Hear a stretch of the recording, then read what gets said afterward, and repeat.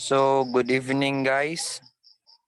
So, thank you for accepting the invitation. And thank you nga you let me be the instructor for all of you today. And who will kindly lead the prayer? Rizal J. Sausa. So we can start our session. Sir, saba mo diri sir, di kay madungog sir. Oh, Sige lang, saba. It's okay. Okay ra, okay ra. Si Milky Okay lang sir. ra. Sige.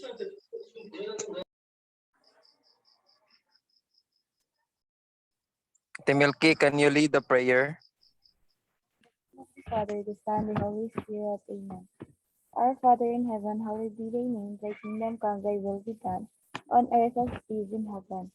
Give us this day our daily bread, and forgive us our sins, as we forgive those who sin against us.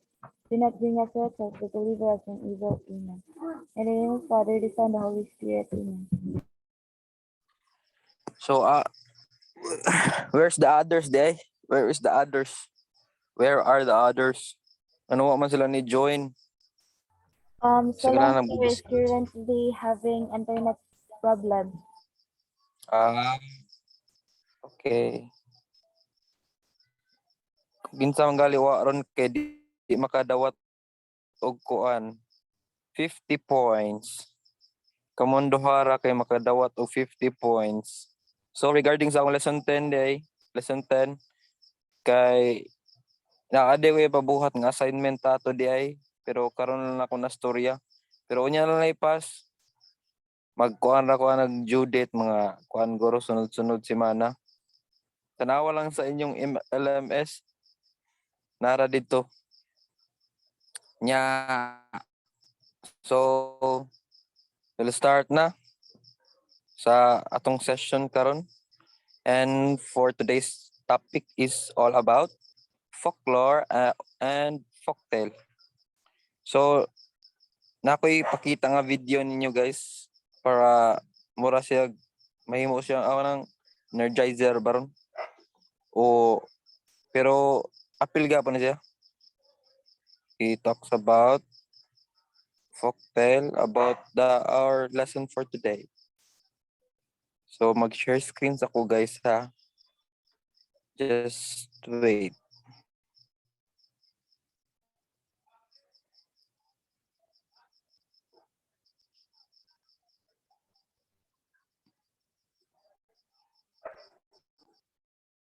Kita ra ba? Yes, sir. Makita, but walay sound. Kasi sounds? Kanya? Nawa. Na? Wala, sir.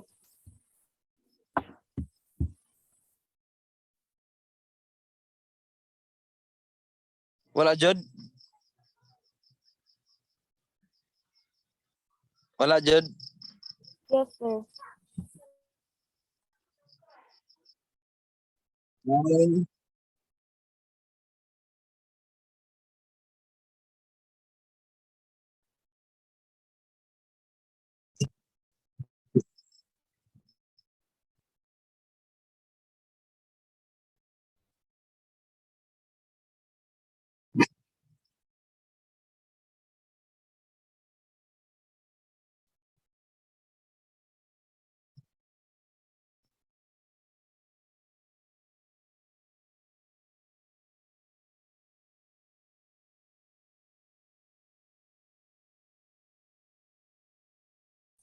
The share audio is off, sir.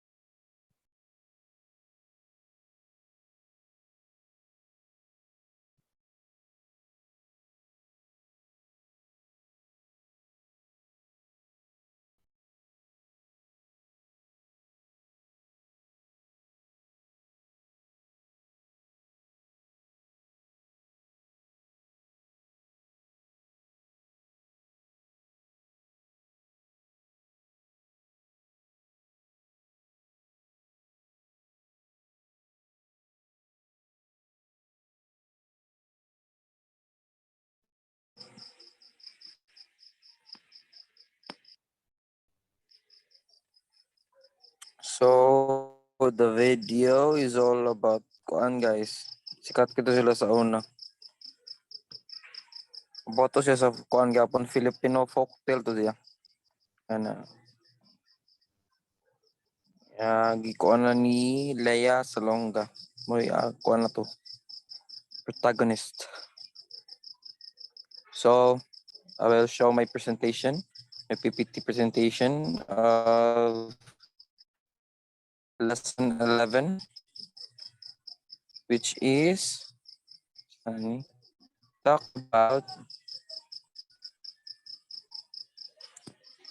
about nakita ra ba?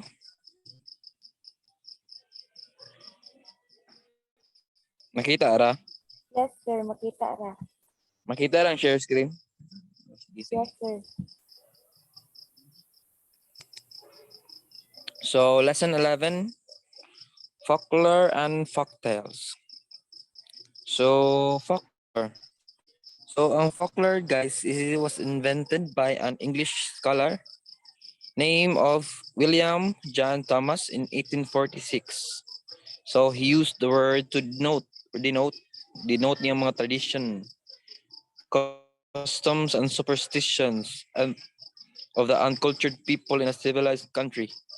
Folklore is a science that embraces observances and customs, notion, beliefs, tradition, superstitions, and prejudice of the common people. So I will talk about the importance of folklore. So the important thing about folklore is important in explaining social history of mankind. So pareha itong nakita ito ganina, di ba? History man dyan na. Yan ang mga maumanggin kuan. Mo na mangita ginat. Oh, may makita na to kanang kung talks about folklore. The presentation is like historical jud ba. So the second one is folklore is helpful in the study of comparative mythology and science of religion. So mythology like myths and science of religion. So about religion. Folklore helps in the understanding of the relationship between races and on development of religion, belief, and ceremonies. So it can makatabang din. Importante jud din yung folklore. There are many importance of folklore. And next is folklore is of great assistance to the ethnologists and sociologists, historians and students of comparative mythology and science of religion. So kinds of folklores. So about the traditional literature in narrative form. First one is folk tales, fairy tales, ballads and song, and legends of places. So traditional customs, local customs, astrology, festival customs, games, and superstition and belief. So mga belief pada ng witchcraft. So mo nilang mga subject kana ilang murag kung sa story pa bakit ma-title ba kundi theme witchcraft astrology, superstitious practice, superstitious beliefs and fancies fun size, and also folk speech. First is popular sayings, popular nomenclature, proverbs, jingle rhymes and riddles. So apil din yung jingle rhymes and riddles, no? So arit sa folktale. So the term folktale refers to a traditional narrative of the known authorship that has been handed down from generation to generation regardless of its content. These old stories are often called fairy tales because many of them deal with fairies or magic or any supernatural element. Some of the content characters were animals. And there are hundreds of such stories known in every country, and most of the stories were known long before books were made. So folktale daghan na jud sa una ding folktale jud. So wa pa rin kuan ng kuan before wa pa na known ang books sa mga history pa sa mga niagi na naa na jud yung folktale. So can I call Razel to read Origin of Folktales? Am I audible? Yes, sir. So, Milky, can you read Origin of Folktales? All folktales originated in India in the sacred books of Buddhism and were transmitted by migrations of people by crusaders and Hebrew gifted. That many of The the tales next. arose independently among people widely separated geographically and historically. So, kana ang folktales day, guys. So, originated din sa India sa mga sacred or kanang mga kung sa Bisaya kung another term for sacred kanang dili jud sa masudlan og kanang dili nindot og kanang dili siya dili siya maka basta walay makakabit lain ba. Then no one cannot use unless if you are in a high level person. So to that many tales are arose independently among people widely separated geographically and historically. So history of folktale. RJ, are you there? Can you read? RJ. Okay, sir. Ako magbasa ra ko. Yes. The history of folktales began at the point at which a storyteller, folklorist, or anthropologist set it down in writing. It has been the convention to credit the origin of a folk story to the country in which it was published. So history din niya the history of the folk tales is at the point at which a storyteller, folklorist, or anthropologist set it down in writing. So writing which is good.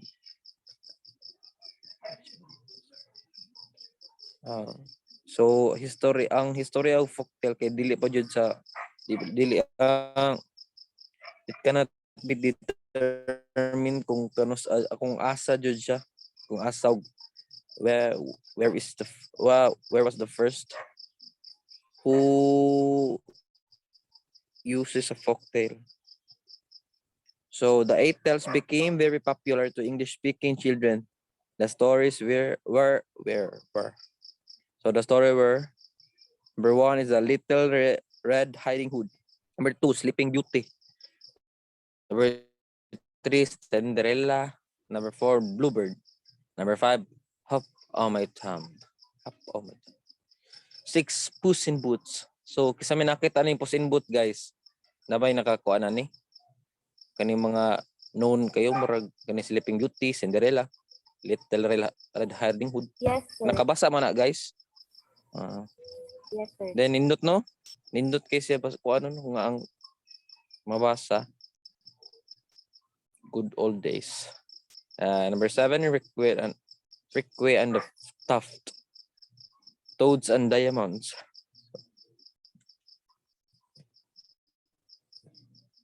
So primary characteristics of folktale. Number 1, has no known individual author. Wa jud kanang known nga individual author ni. Has no fixed or original form. Mo nang giging no kanina. Has a brief introduction. Adaptive to any age. So at any age it can be presented or shall we say it can pwede nila mabuhat. Pwede lang na makuan. And number 5, a simple plot that is easy to remember. true gyud gini siya guys nga simple ra kay ni siya sabton basta folktale. Kay masud basta para nako dali siya masud sa kuan ba. Sa atong una-una. And number 6, characters appeal to both children and adults. Number 7 has element of magic that appeals to to children. So nga namin na natural rin na it's naturally for the children that they can appeal because about magic, about powers, about whatever attentive kasi mo minaw, attentive kasi mo tanaw. And values of folktale. So number 1 gives pleasure and enjoyment to children.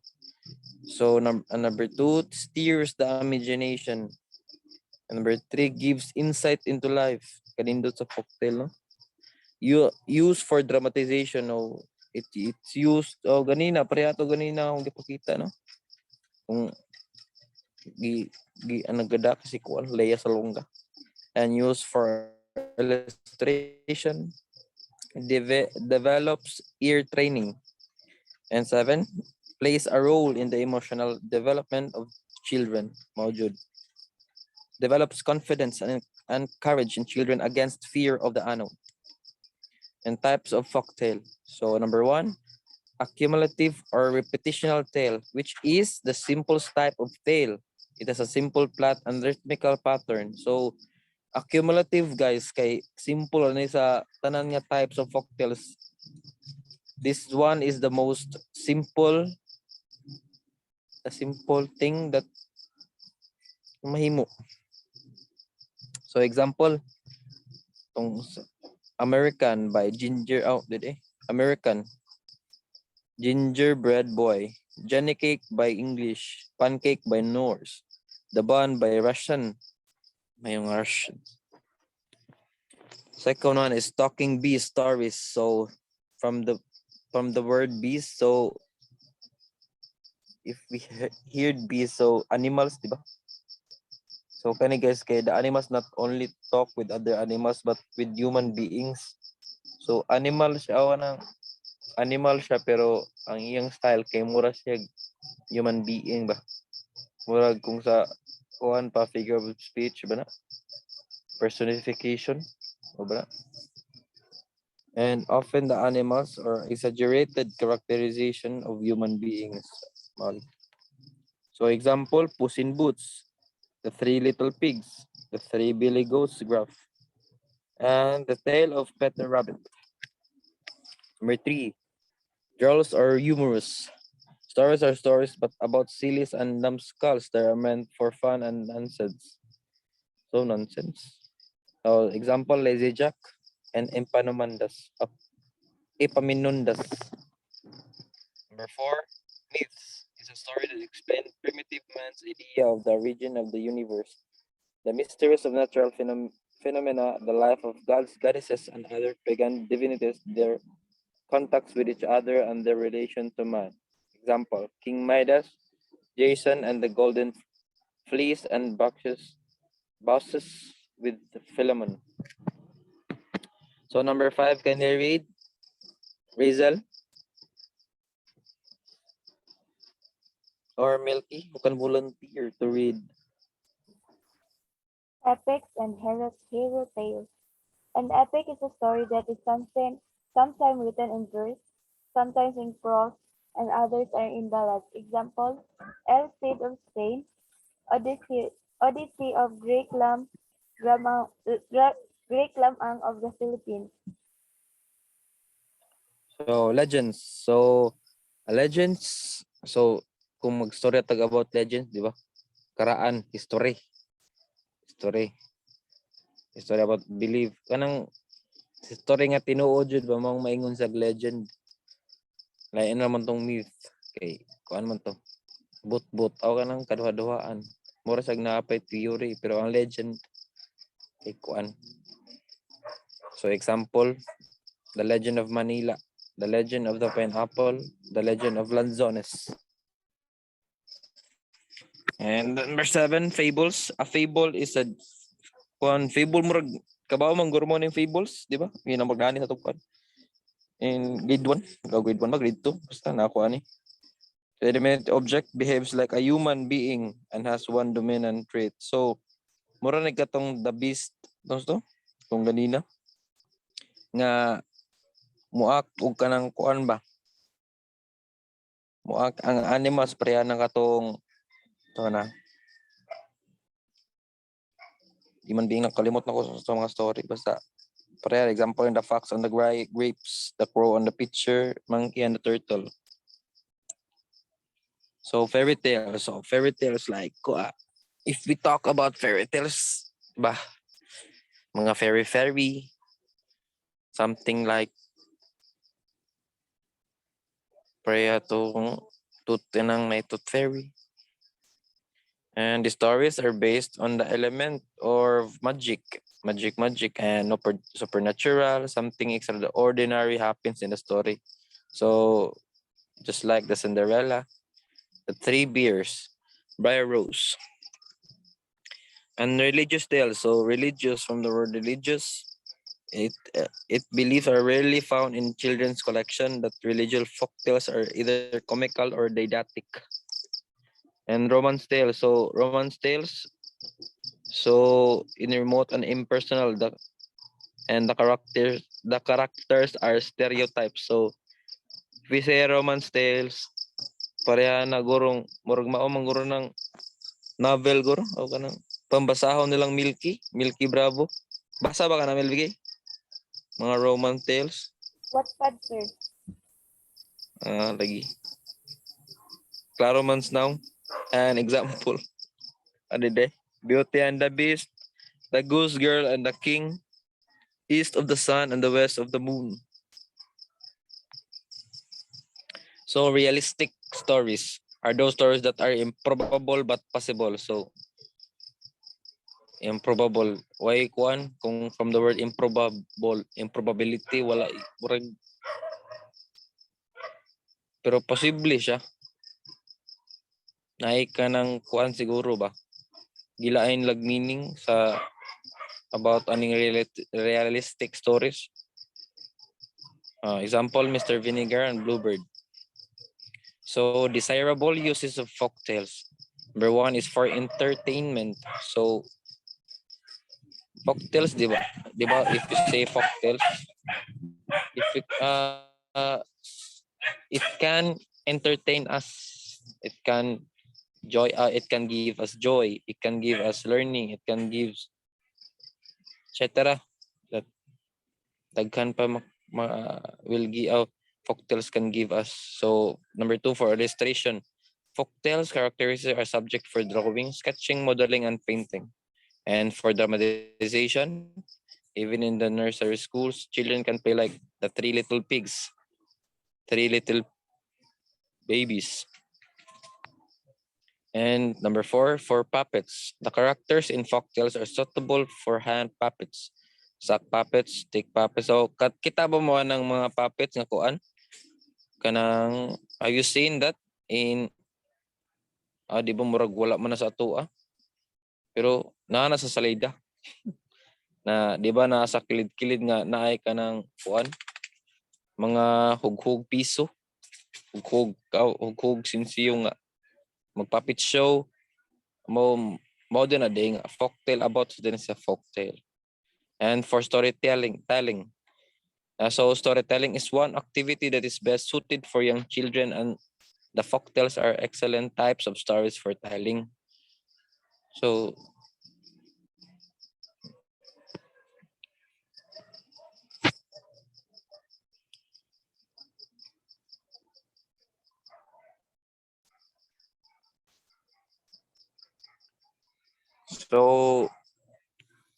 that's all, guys, for today's discussion. And can I ask if there have anybody who do not wakasabot sa akong gibasta? Wala ra ba'y pangutana ang tanan? And so far, sir. So thank you for listening, and thank you for participating, and for all cooperating. Milky and Rizal. So we will end the session. And manaba mo kaon? Aw, kuan yun napaday ko ihatag nga kuan day activity. So activity day nga akong ihatag ninyo kay magsuwat mo kuan kanang make your own folktale that can kuan for your life kanang basta folktale about kuan lang like katong fable like a fable lang fable. So tulo lang ka story about fable nga folktale. So nara sa LMS niya ako lang i-post.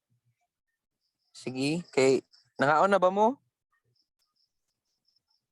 Wala pa, sir. Kan ako di without joke. Sige na. Sige na, we will end the session and goodbye. Thank you so much and good evening.